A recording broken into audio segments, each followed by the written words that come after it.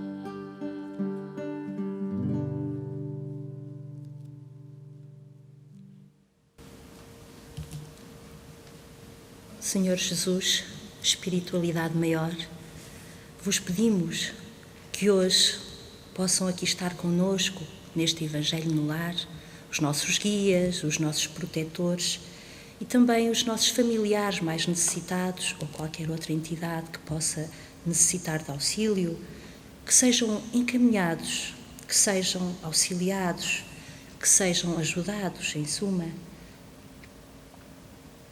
Abençoa, Senhor, este nosso Evangelho no lar. No Evangelho segundo o Espiritismo, capítulo 16, não se pode servir a Deus e a Mamon, o item 9, a verdadeira propriedade. O homem não possui senão aquilo que lhe é dado levar deste mundo. O que encontra ao chegar e o que deixa ao partir, goza-o enquanto aqui permanece. Mas quando é forçado a abandonar tudo isso, não terá senão o usufruto e não a posse real. Que possui ele então? Nada do que é do uso do corpo, tudo o que é do uso da alma, a inteligência, os conhecimentos, as qualidades morais. Eis o que ele traz e o que ele leva consigo, o que ninguém lhe pode arrebatar, o que lhe será de muito mais utilidade no outro mundo do que neste. Dele depende ser mais rico ao partir do que ao chegar, visto que a sua posição futura depende do que tiver adquirido no bem. Quando o homem vai a um país distante, prepara a sua bagagem com objetos utilizáveis nesse país, não se preocupando com os que ali lhe seriam inúteis. Fazei o mesmo em relação à vida futura, aprovisionando-vos de tudo o que lá vos possa servir. Ao viajante que chega a uma estalagem, dá um bom alojamento, se o puder pagar. Ao depar com os recursos, dão um menos agradável. Quanto àquele que nada tem de seu, é deixado ao relento. O mesmo sucede ao homem à sua chegada ao mundo dos espíritos. O seu lugar depende dos seus haveres, mas não é com ouro que ele o paga. Ninguém lhe perguntará quanto tinhas na terra, que posição ocupavas, eras príncipe ou operário, mas perguntar-lhe-ão, que trazes contigo? Não se lhe avaliarão os bens nem os títulos, mas a soma das suas virtudes. Ora, desta forma, o operário pode ser mais rico do que o príncipe. Em vão alegará que antes de partir da terra pagou a peso de ouro a sua entrada no outro mundo. Responder-lhe-ão, os lugares aqui não se compram, conquistam-se pelo bem que se faz. Com o dinheiro da terra pudeste comprar campos, casas, palácios. Aqui tudo se paga com as qualidades do coração. És rico destas qualidades? Sê bem-vindo e vai para o primeiro lugar onde toda a felicidade te espera. És pobre? Vai para o último, onde serás tratado em razão dos teus haveres. Pascal, Genebra, 1860. O texto de hoje, retirado do livro Depois Vem e Segue-me, da nossa orientadora Maria Teresa Magalhães e psicografado por Arnaldo Costeira. O texto intitula-se então A cada um segundo as suas obras. Precisamos de insistir na mesma tecla o conhecimento da verdadeira vida, daquela que gozaremos eternamente em percursos difíceis, em lutas renhidas contra as nossas imperfeições, em situações de ação e reação decorrentes de nossa conduta, dos nossos atos, das nossas vitórias ou derrotas. Este um conhecimento que se faz urgente alimentar e desenvolver. Aqui vemos chegar irmãos equivocados por ideias materialistas, julgando que continuam na posse dos seus bens. Também muitos outros sofrendo ou continuando a sofrer as suas dores plasmadas que estão as suas doenças, adquiridas por culpa própria, em verdadeiros suicídios morais e físicos. Tudo por uma vivência deturpada em seus conceitos, de responsabilidade partilhada com aqueles que os induziram ao erro, pela prática de normas destituídas de qualquer sentido espiritual e voltadas apenas para os prazeres ou as dores físicas. Então, espalhados por esse imenso universo terreno, vemos os avarentos agarrados ao dinheiro, sôfregos por agarrar aquilo que não poderão fazer mais, desvairados pela ignorância e pela impossibilidade de usufruir deles, como vemos os chaguentos por culpa própria, tentar apagar as pústulas alimentadas pelos desvarios de uma vida promíscua e devassa. O que é, pois, a vida espiritual? O que se vai ensinando na Terra sobre a chegada ao mundo real, onde tudo se nos apresenta em sua nua e crua verdade, apontando-nos a responsabilidade dos nossos atos e tornando atual e real a verdade que o Cristo tão claramente propalou, a cada um segundo as suas obras. Não adiantará muito deter-nos nas responsabilidades dos outros, que nos não esclareceram, que deturparam a verdade, porque todos nós fomos dotados de inteligência, de capacidade de raciocínio, para, em qualquer altura, verificar se o que fazemos estará de acordo com o que Jesus faria, se seria do nosso agrado receber pessoalmente aquilo que dirigimos ao outro, numa palavra, de refletir sobre o que é bom, se for bom para nós, e o que é mau, se for mau para nós.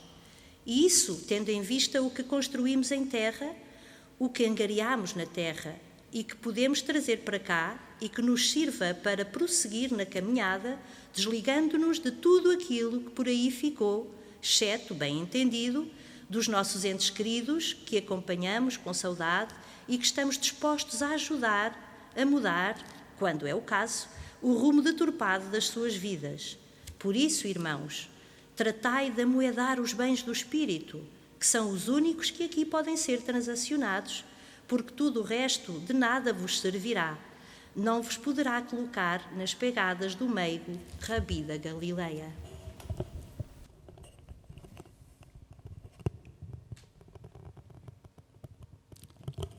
São textos de reflexão que nós precisamos sempre ter em atenção, e particularmente esta questão do capítulo não se pode servir a dois senhores, a Deus e a Mamon, e que deve ser, de facto, motivo de reflexão profunda, volto a repetir, porque nós temos a ideia que ainda trazemos isso, talvez da velha religião que seguimos, e aliás, vale a pena dizer a verdade, muitos ainda continuam a seguir, às vezes com mais, digamos assim, dedicação do que propriamente aquela dedicação que têm dentro de uma corrente espiritual como é a doutrina espírita e, portanto, servem as duas, pode ser que se falhar uma, a outra acerte. Esta realidade vem daí, quer dizer, nós habituamos-nos a ter a religião à segunda, terça, quarta, quinta, não. Nós habituamos a ter a religião no dia, digamos assim, da reunião religiosa, ou o sábado, ou o domingo, consoante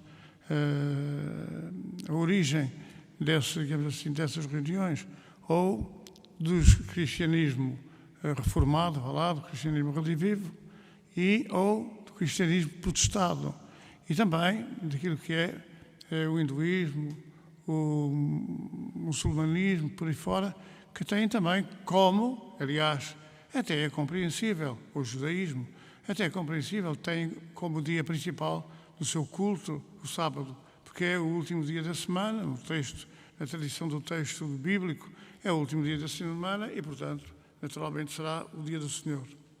Então nós habituamos a isso e, portanto, fechamos, digamos assim, as portas da espiritualidade todos os dias e abrimos a nós, aqueles que somos oriundos do catolicismo ou aqueles que ainda vivem o cristianismo, em qualquer das suas facetas, nós habituamos-nos, digamos assim, a ter essa religiosidade somente no dia domingo, transformado que foi esse domingo no sábado antigo, no dia do Senhor. E, portanto, só esse dia que nos preocupamos com a parte moral, com a parte espiritual.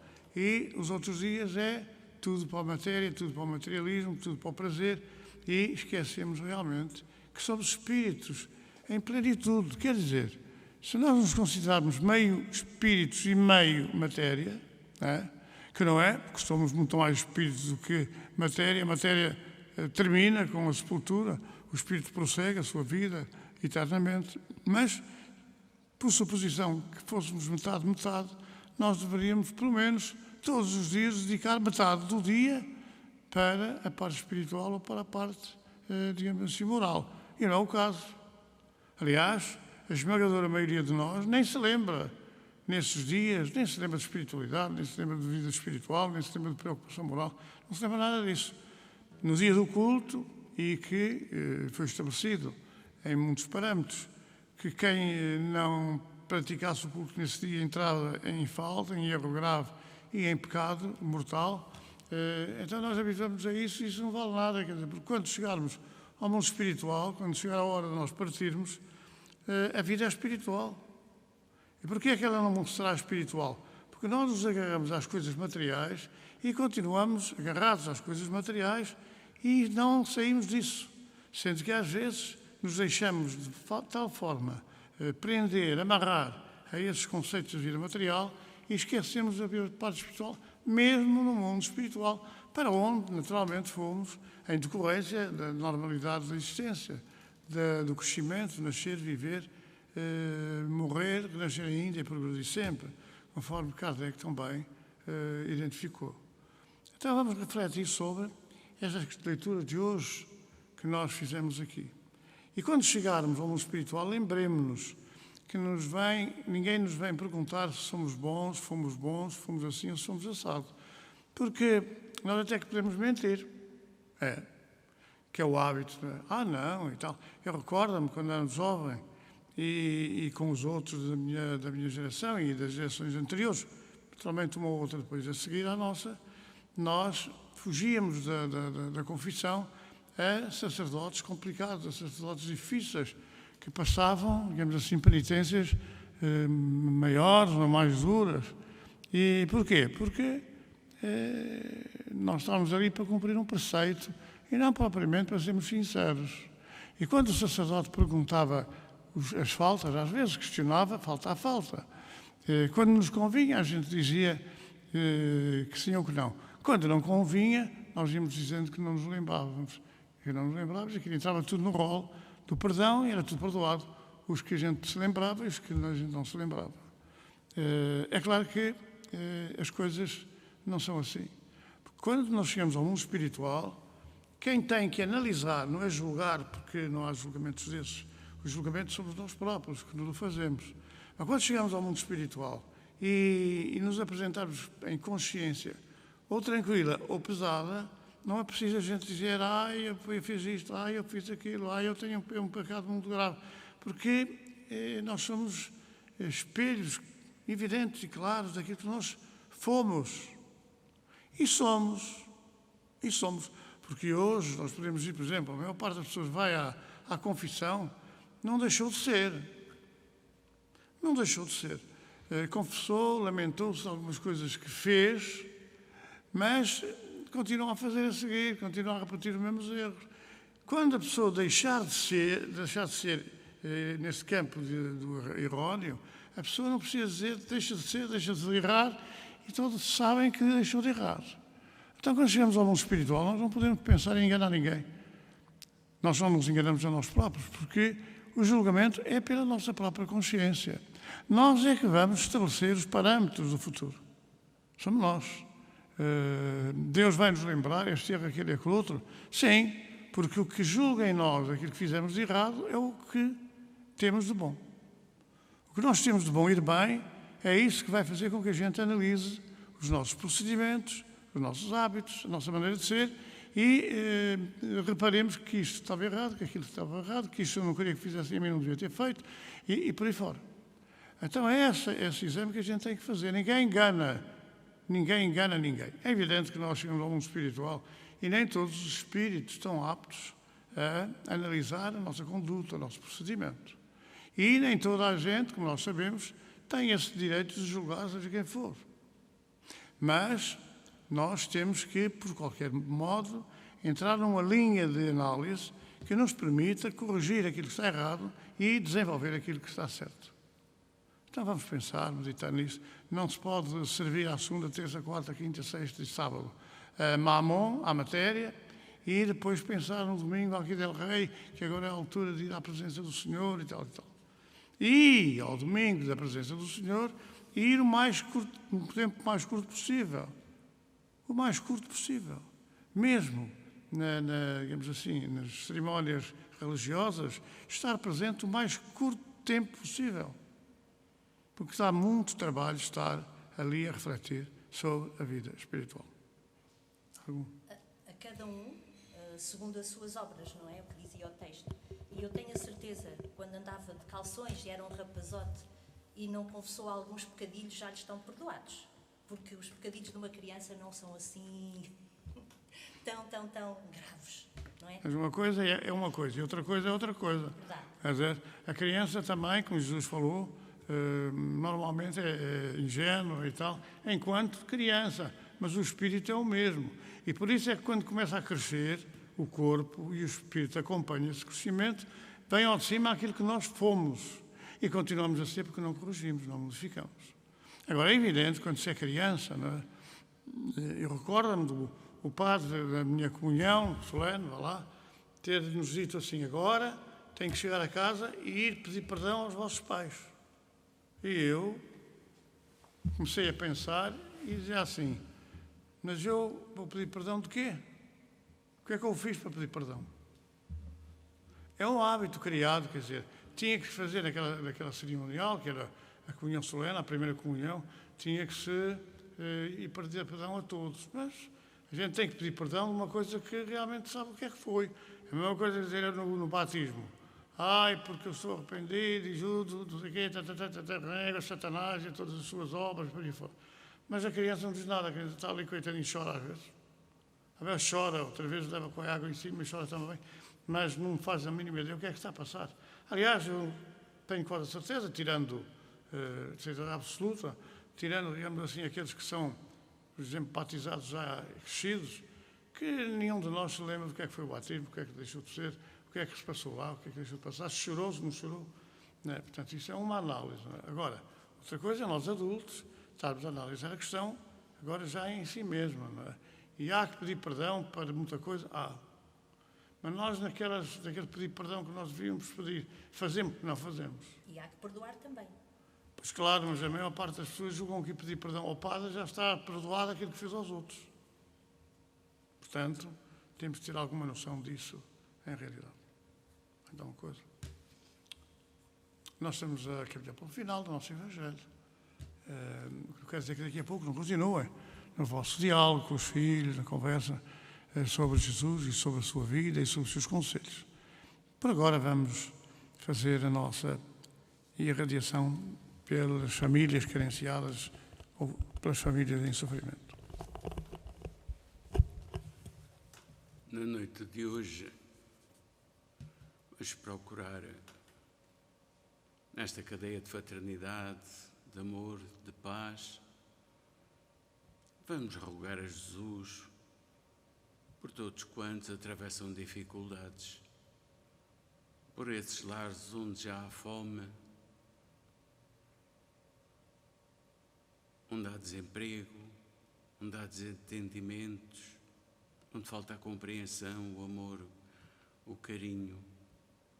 Te rogamos, divino amigo, por todos quantos estão em sofrimento, por todos aqueles que atravessam momentos de incompreensão, de dúvida, até de revolta. Que a tua paz e a tua luz, o teu imenso amor, a todos possa envolver nesta noite. Que assim seja. Então vamos para o encerramento e vamos harmonizar as nossas mentes e o nosso lar com uma canção. Página 32.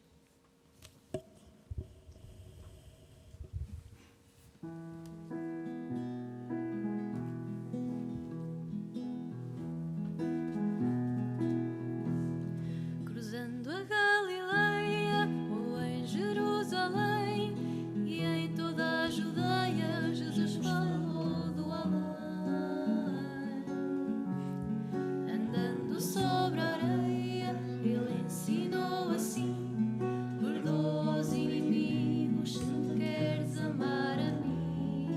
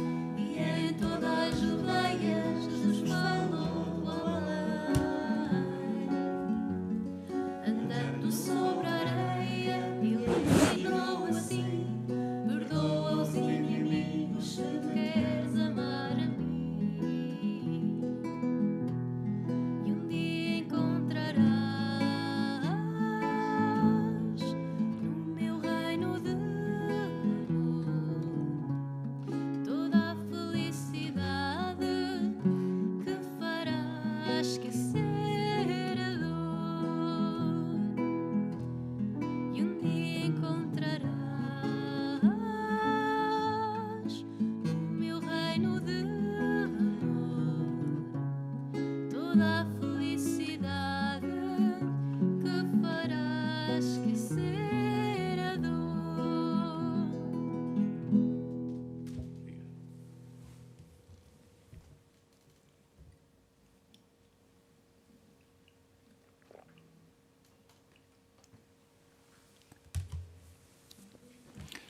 Era um momento de distribuírem a água e agora é o momento de encerrarmos. Ficamos por aqui. Muito boa noite a todos. Até para a semana, se Deus quiser.